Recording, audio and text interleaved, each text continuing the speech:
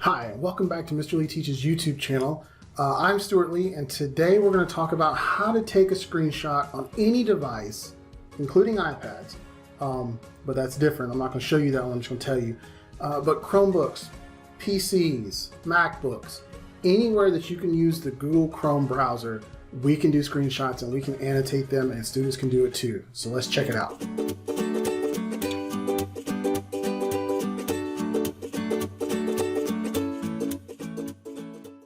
So what I'm going to show you today is called Awesome Screenshot, and you can go to awesomescreenshot.com, or you can just go directly to the extension store and search for Awesome Screenshot and you'll find it.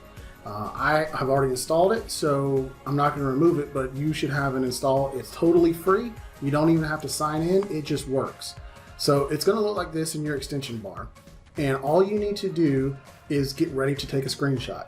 So if your students are doing some sort of assignment or you need to do some sort of a tutorial, this is a perfect use scenario for this extension.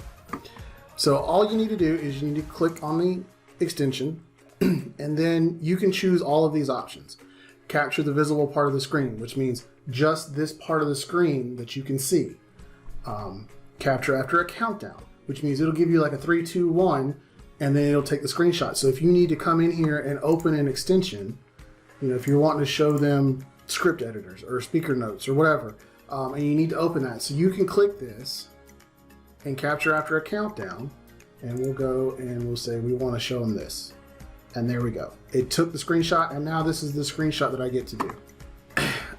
Also, we can just do the selected area. This is the one I use the most. This is the one that gets teachers so excited when I show them.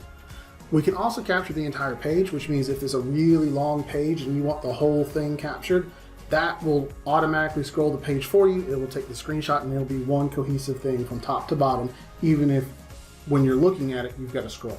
Select a local image. If you just have a picture that you want to annotate over top of, that's where you can select a local picture. Capture the desktop. So let's say you're doing something with your Windows menu or your Mac, you're trying to show them how to use something on a Mac, a MacBook. Or if you have a PowerPoint, which isn't Chrome, or if you have something that's in a Word document, or you're trying to teach, anything that you want to do that you can see on your screen, Capture Desktop can do that as well. It'll just capture the whole desktop, and then you can crop it down later. So I'm gonna show you this one first. Capture selected area, and let's just say I want to capture this whole kit and caboodle, but I don't want anything at the bottom. Now, once I have it, if it's not perfect, I can come in here and edit the edges however I need to. And then also it tells me right here what size image that is. So if I'm looking for a particular sized image, I can actually see that right there. Once I'm done, I can capture it and it brings it in. And now it is the time for you to mark it up. So like on an iPad or an iPhone, if you take a screenshot by holding the power button and the home button at the same time, and you tap on the little thumbnail that says, I got the screenshot right here. If you tap on that, it brings up your markup menu for those. This is your markup menu, but for anything else. And so it starts me off with a pen, and so I can change the colors. I already did that. So I can circle stuff, I can write out whatever I need, and I am not the best at writing with a mouse, so it's gonna look a little weird, but I can also just add text.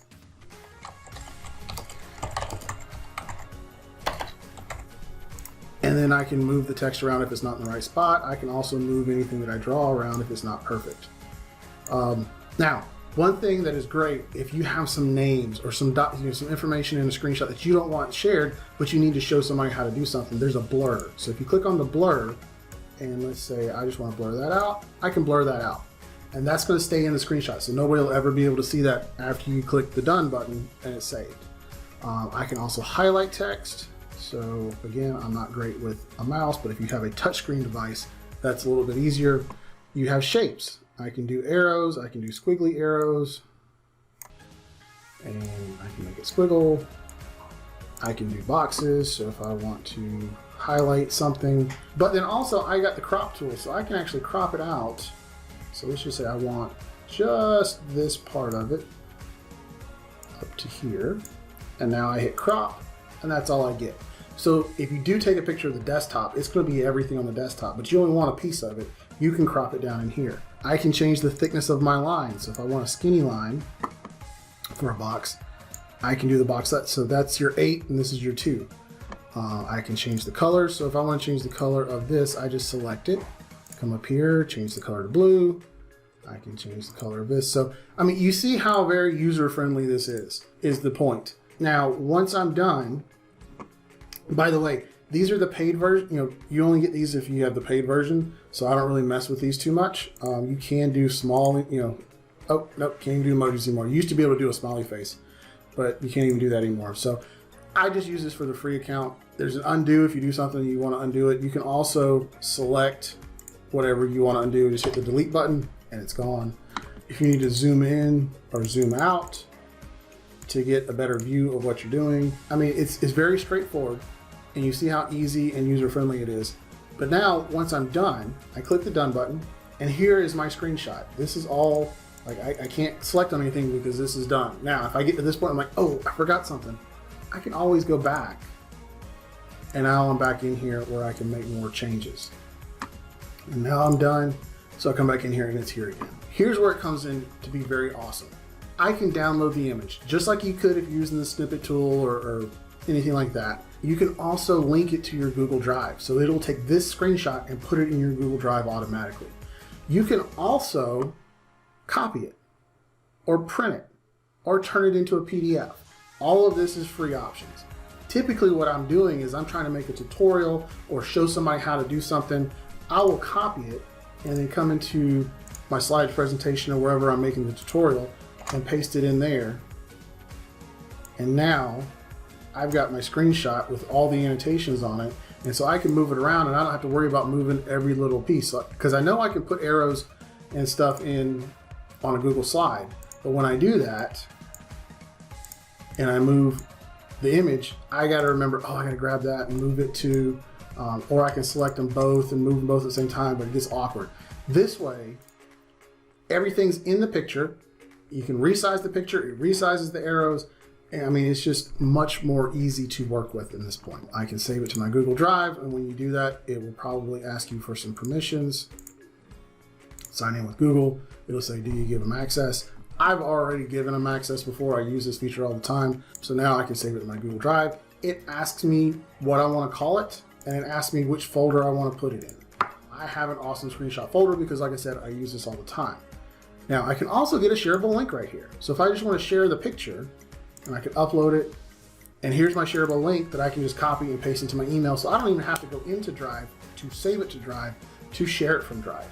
So Awesome Screenshot is a fabulous tool. Like I said, it works on Chromebooks, it works on Macs, it works on PCs, it works on anything that runs the Chrome browser. Android and iPhone and iPad devices like phones or tablets, screenshots are a little bit different. Like I said, on the iPhone and the iPad, you take the screenshot by holding the home button and the power button, and then you tap on the thumbnail that pops up and it gives you the markup menu. Android, there are plenty of apps out there that will allow you to mark up on images. So you would take the screenshot on the Android and then open up one of those apps. There's tons of them for free, and then mark it up and save it however that app works. But that's what I wanted to show you. It's an awesome tool, will save you time, will allow students, if you show students how to use this, will allow them to be creative and create things and grab those screenshots and mark them up and take notes with them and all kinds of stuff. There's multiple uses. One other thing I wanted to show you was in this menu, it says My Recordings and Record Screen. If you use the record screen, you get 30 seconds for free.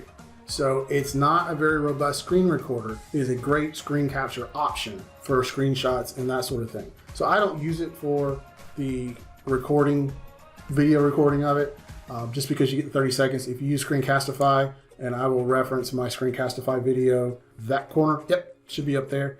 Screencastify is fabulous. You get 10 or 15 minutes for free on that one. And so if you're wanting to do a screencast or a screen recording, that is your option to take. But as far as screenshots, just pictures that you can annotate over, this is fabulous. Go check it out. Thanks for watching my channel. Don't forget to subscribe. Give me a thumbs up if you like the content. I got my lighting better this time, but my audio is still a little echoey, so I'm trying not to talk too loud or get too excited so there's not too much of an echo. Till next time, thanks for watching.